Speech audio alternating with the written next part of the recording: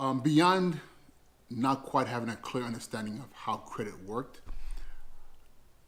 I also didn't understand the power of credit. So I'm gonna tell a quick story. Hey guys, this is Uche Lawrence. Thank you so much for stopping by my channel. I hope that the content that I'm providing you is extremely helpful. Please like, share, subscribe, and also hit that notification bell so that anytime I post a new video, you'll be the first to find out about it. Years ago, I worked for a gentleman when I was in California. He was an elderly gentleman. I was young, out of college, and I was kind of lost. Didn't know what I really wanted to do quite yet. And an opportunity came for me to work as this gentleman's home health aide. So it was easy money. I spent the day just kind of hanging out with him, making sure he was fine. He was in his 80s, and I would drive him to his doctor's appointments. I would, prepare, little meals for him. And this gentleman was an older white gentleman, having been in his mid 80s, and at that point in time I was in my mid 20s. There was a lot for me to learn from him, and a lot of the learning I did wasn't actually like direct teaching from him to me.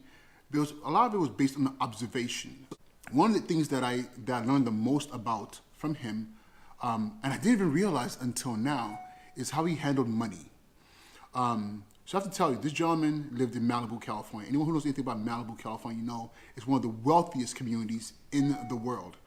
So, yeah, so apart from all the opulence and the wealth that was around me, the one thing I thought was interesting was that this gentleman rarely had any cash on him. Rarely. Like, I would say at most, I would see maybe about $100 at most. Because a lot of his cash was going towards tips. He would tip valet. He would tip at the restaurant. He would tip, but always about $100 in his pocket every week. So one of my duties also was taking him to the bank. This was a man who built a significant amount of wealth. He had an incredible business. He was very popular in his community. I'm going to refrain from using his name. And so the zeros there made sense. The millions of dollars I saw in his account made sense. But what blew my mind was the fact that his credit that he had, the lines of credit he had were tremendous. I want to say the lines of credit he had were equal, if not more than the amount of money he had in the bank. Like, he can go to the bank and ask for a line of credit in the millions. And just based on his name, he can sign for it. They trusted him. Because he had developed a track record of paying back what he borrowed. He would take money, double, triple, quadruple that money, and bring it back and give the bank back his share and keep what he's earned. And I saw that, and I would always be like, wow, how do you get to the level where a bank would do that for you? Now fast forward to this day.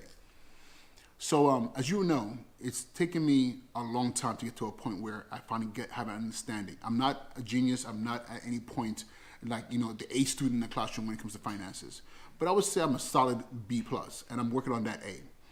But in this space of what I've learned so far about money, the one thing that I realized I was doing wrong for a very long time was that I was putting all my trust and faith in my checking account. Everything that I did stemmed around my debit card.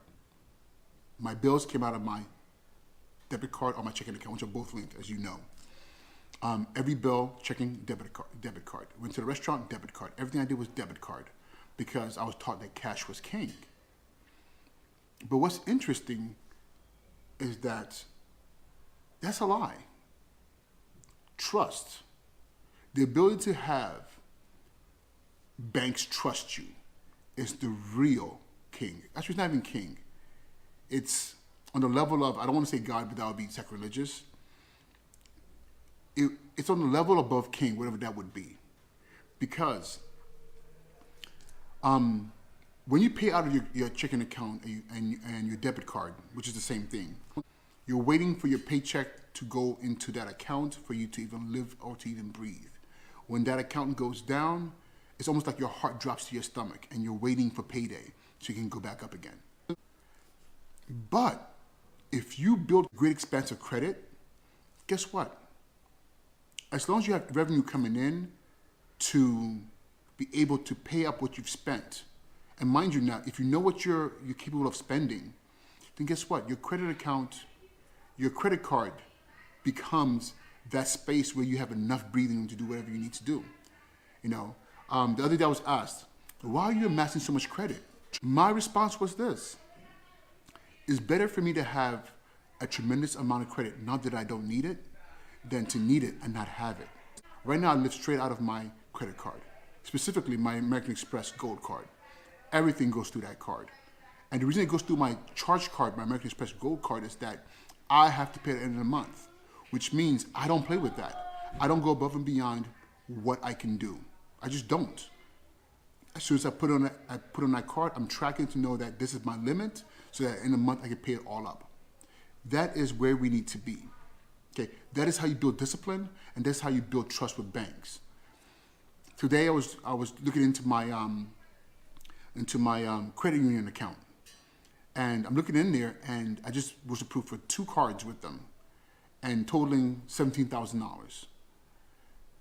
And it's funny because I don't need it, but they approved it based on what I've been doing so far with my American Express, because I have high spends on there. I put everything on there. All my bills are on there, all my groceries, everything's on that card, and I paid it for the end of the month. So literally, when I get paid into my checking account, that money sits there until it's time to pay up my American Express account or whatever card that I'm using. Okay, I completely control everything there. And at the same time, my reputation as a borrower and my ability to pay back is stellar. And that's what you're doing with your credit card. You borrow and you pay. On time, trust goes up, and guess what happens? They give you more money. Think about that. Well, guys, this is Uche. I hope you've had an amazing day. It's Friday. I hope you have a great weekend. Those of you in the Northeast, specifically New York, stay warm because it's about to come down. I'm here in the next couple of days, and we have an Arctic blast on Monday as well. But luckily, it's Dr. King's birthday, so I get to stay home. With that being said, be well. I'll talk to you guys soon.